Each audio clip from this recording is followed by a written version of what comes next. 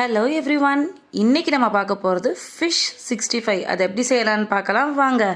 அதுக்கு நான் ஒரு ஸ்பூன் அளவுக்கு இஞ்சி பூண்டு பேஸ்ட் எடுத்திருக்கேன், ஒரு ஸ்பூன் அளவுக்கு மிளகா பொடி, ஒரு ஸ்பூன் அளவுக்கு கறி மசாலா, 2 ஸ்பூன் அளவுக்கு கார்ன்ஃப்ளவர் மாவு, கொஞ்சமாக பெப்பர் தூள், சால்ட் கொஞ்சமாக தேவையான அளவுக்கு, மஞ்சத்தூள் கொஞ்சம் தேவையான அளவுக்கு எடுத்திருக்கேன்.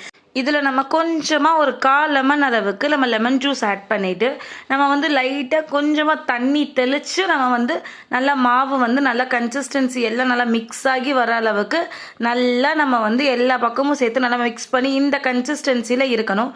இப்போ நான் வெலை மீன் இந்த மாதிரி நான் குட்டி குட்டி பீசஸாக நான் கட் பண்ணி எடுத்திருக்கேன். ஸோ இதை நல்லா நம்ம மேரினேட் பண்ணிவிட்டு ஒரு 2 ஹவர்ஸ் நல்லா அதை ஊற விட்டுருங்க. நல்லா ஊறையில் நமக்கு அதோட சால்ட்டு காரம் எல்லாமே நமக்கு உள்ளே நல்லா இறங்கிடும்.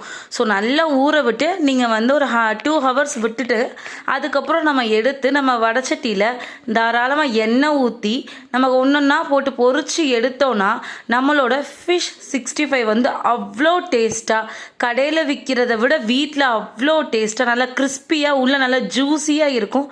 உங்களுக்கு மேலே கருவேப்பிலை போடணும் அப்படின்னா இதில் கருவேப்பிலை நீங்கள் பொரித்து எடுத்துக்கலாம். இல்லை எனக்கு கருவேப்பிலை ஃபிஷ் கூடயே எனக்கு வேணும்னா நீங்கள் ஊற வைக்கலையே அதில் கருவேப்பிலையை நல்லா ஃபைனாக சாப் பண்ணி நீங்கள் ஆட் பண்ணி நல்லா மிக்ஸ் பண்ணி விட்டுக்கலாம். இந்த மாதிரி நல்லா ஃபிஷ் நல்லா ஜூஸியாக டேஸ்டியாக இருக்கும். இவ்வளோ தாங்க ஃபிஷ் 65. ட்ரை பண்ணி பார்த்துட்டு எப்படி இருந்துச்சுன்னு கமெண்ட் பண்ணுங்கள். வீடியோ பார்த்தவங்க லைக் பண்ணுங்கள், ஷேர் பண்ணுங்கள், சப்ஸ்கிரைப் பண்ணுங்கள். தேங்க்யூ ஃபார் வாட்சிங்.